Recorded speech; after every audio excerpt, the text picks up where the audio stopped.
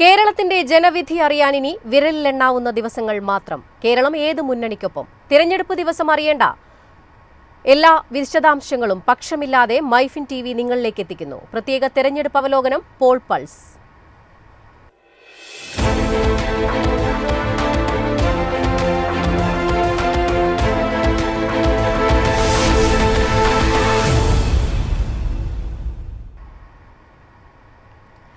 ഓരോ തെരഞ്ഞെടുപ്പ് കാലത്തും വീറും വാശിയുമുള്ള മത്സരം നടക്കുന്ന ജില്ലയാണ് കേരളത്തിന്റെ സാംസ്കാരിക തലസ്ഥാനമായ തൃശൂർ. ഇടതുപക്ഷത്തിന് ഉറച്ച അടിത്തറയുള്ള ജില്ല. BJPക്ക് ആദ്യ ലോക്സഭാ അംഗത്തെ നൽകിയതും തൃശൂരാണ്.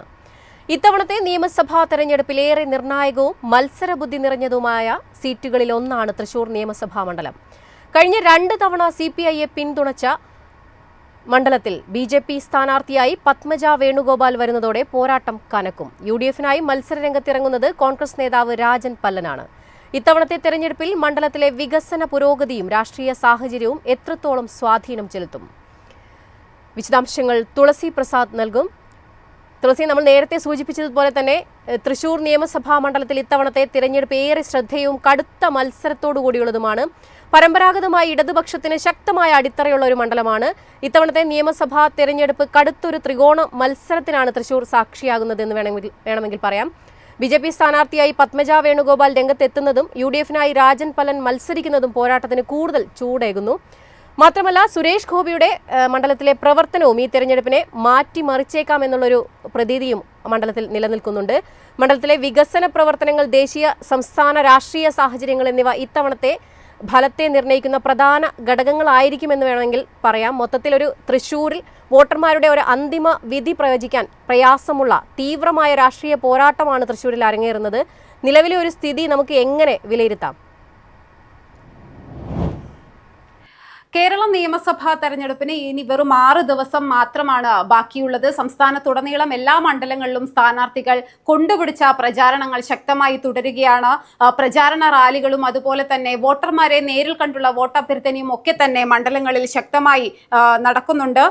അതുപോലെ തന്നെ ഇത്തവണത്തെ തെരഞ്ഞെടുപ്പിൽ പ്രത്യേകിച്ചും ഈ ശക്തന്റെ മണ്ഡലം ഒരു പ്രധാന കേന്ദ്രമാണ്. കാരണം തൃശൂർ നിയമസഭാ മണ്ഡലത്തെ സംബന്ധിച്ച് ശക്തമായൊരു ത്രികോണ മത്സരം ഇത്തവണ ഉണ്ടാകും എന്നുള്ളതിൽ നിശ്ചയമാണ്. ജില്ലയിൽ ശക്തമായ പോരാട്ടമാണ് LDFും UDFും അതുപോലെ തന്നെ NDAയും. NDAയുടെ പ്രധാന മുന്നേറ്റമാണ് തൃശൂർ ജില്ലയെ സംബന്ധിച്ച്, അല്ലെങ്കിൽ തൃശൂർ നിയോജക മണ്ഡലത്തെ സംബന്ധിച്ച് പറയാനുള്ളത്. മാറി മറിയുന്ന രാഷ്ട്രീയ സമവാക്യങ്ങളൊക്കെ തന്നെ, അതുപോലെ തന്നെ സഹകരണ മേഖല, കരുവന്നൂർ സഹകരണ ബാങ്ക് അഴിമതി കേസ് അടക്കമുള്ള കാര്യങ്ങളൊക്കെ തന്നെ ഇത്തവണത്തെ നിയമസഭാ തെരഞ്ഞെടുപ്പിൽ ചർച്ചയാകും എന്നതിൽ ഉറപ്പുണ്ട്. കാരണം നിലവിലിപ്പോൾ സ്ഥാനാർത്ഥികളുടെ കാര്യം പറയുകയാണെങ്കിൽ LDFനായി ആലങ്കോട് ലീലാകൃഷ്ണനാണ്, CPIയുടെ നേതാവാണ് അദ്ദേഹം. കഴിഞ്ഞ 2 തവണയും CPIയെ പിന്തുണച്ചൊരു മണ്ഡലമാണ് തൃശൂർ നിയോജക മണ്ഡലം. അതുപോലെ തന്നെ UDFനായി രാജൻ ജെ പല്ലനാണ്, കോൺഗ്രസിന്റെ നേതാവ് രാജൻ ജെ പല്ലനാണ് മത്സര രംഗത്തിറങ്ങുന്നത്. NDAക്ക് ശക്തമായൊരു മുന്നേറ്റം ഇത്തവണ ഉണ്ടാകും എന്ന് പറയാനൊരു കാരണം പത്മജ വേണുഗോപാൽ തന്നെയാണ്. കോൺഗ്രസിൽ നിന്ന് കഴിഞ്ഞ തെരഞ്ഞെടുപ്പിൽ കോൺഗ്രസിന് വേണ്ടി മണ്ഡലത്തിൽ മത്സരിച്ചയാളാണ്.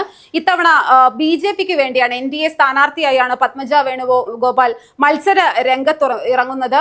ഈ തൃശൂർ നിയോജക മണ്ഡലത്തെ സംബന്ധിച്ച് CPIക്ക് ഏറ്റവും കൂടുതൽ MLAമാരുള്ള ഒരു ജില്ലയാണ് തൃശൂർ ജില്ല എന്ന് പറയുന്നത്. 1991 മുതൽ 2021 വരെ കോൺഗ്രസിനെ തുണച്ചൊരു മണ്ഡലമായിരുന്നു തൃശൂർ നിയോജക മണ്ഡലം. എന്നാൽ 2016 വരുമ്പോൾ CPI സ്ഥാനാർത്ഥിയായി VS സുനിൽകുമാർ LDF സ്ഥാനാർത്ഥിയായി മത്സരിച്ച് അവിടെ ഇടതുപക്ഷത്തിന് ഒരു നേട്ടം ഉണ്ടാക്കി കൊടുത്തു. പിന്നീട് 2021 P ബാലചന്ദ്രൻ CPIയുടെ വിജയം ആവർത്തിക്കുകയും സീറ്റ് നിലനിർത്തുന്ന ഒരു സാഹചര്യവും ഉണ്ടായി. ഇത്തവണ അതുകൊണ്ട് തന്നെ ആലങ്കോട് ലീലാകൃഷ്ണനെയാണ് മണ്ഡലം നിലനിർത്താനാകുമെന്നൊരു വിശ്വാസത്തിൽ CPI രംഗത്ത് ഇറക്കിയിരിക്കുന്നത്. അതുപോലെ തന്നെ ഈ തൃശൂർ തദ്ദേശ തെരഞ്ഞെടുപ്പിലെ പതർച്ചയൊക്കെ തന്നെ, അതുപോലെ തന്നെ കരുവന്നൂർ സഹകരണ ബാങ്ക് വിവാദ വിഷയങ്ങളൊക്കെ തന്നെ ഇടതുപക്ഷത്തിന് എതിരായി വരാനൊരു സാധ്യതയും, അല്ലെങ്കിൽ എതിർ കക്ഷികൾ അല്ലെങ്കിൽ എതിർ സ്ഥാനാർത്ഥികൾ ഒരു ആരോപണമായി ഉന്നയിക്കാൻ ഒരു സാധ്യതയും കാണുന്നുണ്ട്. NDAയെ സംബന്ധിച്ച് മികച്ചൊരു ആത്മവിശ്വാസം ഇത്തവണ NDAക്കുള്ളത് അത് പത്മജ വേണുഗോപാൽ ഉള്ളത് കൊണ്ട് തന്നെയാണ്. കഴിഞ്ഞ തെരഞ്ഞെടുപ്പിൽ കോൺഗ്രസിന്റെ സ്ഥാനാർത്ഥിയായി മത്സരിച്ച കോൺഗ്രസിന്റെ അധികായനായ K കരുണാകരന്റെ മകളാണ്, K മുരളീധരന്റെ പെങ്ങളാണ്, സഹോദരിയാണ്.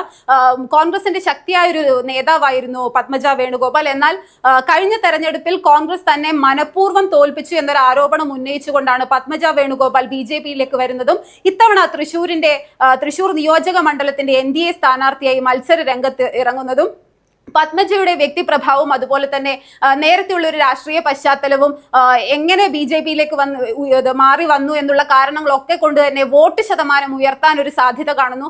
അതുപോലെ തന്നെ തൃശൂർ മണ്ഡലത്തെ സംബന്ധിച്ച് BJP-ക്ക് ആദ്യമായ ഒരു ലോക്സഭാ MP അല്ലെങ്കിൽ കേന്ദ്ര സഹമന്ത്രിയെ നൽകിയൊരു മണ്ഡലമാണ് അല്ലെങ്കിൽ ജില്ലയാണ് തൃശൂർ എന്ന് പറയുന്നത്. അതുകൊണ്ട് തന്നെ BJP-ക്ക് ഏറ്റവും അധികം മുന്നേറ്റം ഉണ്ടാകുന്ന ഒരു ജില്ലയാണ് എന്നതിൽ നിസ്സംശയം പറയാം. തൃശൂർ നിയോജക മണ്ഡലത്തിൽ കൂടുതലായിട്ടും വികസന വിഷയങ്ങൾക്ക് അല്ലെങ്കിൽ വികസന പ്രശ്നങ്ങൾക്ക് പ്രാധാന്യം നൽകുന്ന ഒരു വിഭാഗം യുവ തലമുറ വളർന്നു വരുന്നുണ്ടെന്ന് പറയാതിരിക്കാൻ വയ്യ.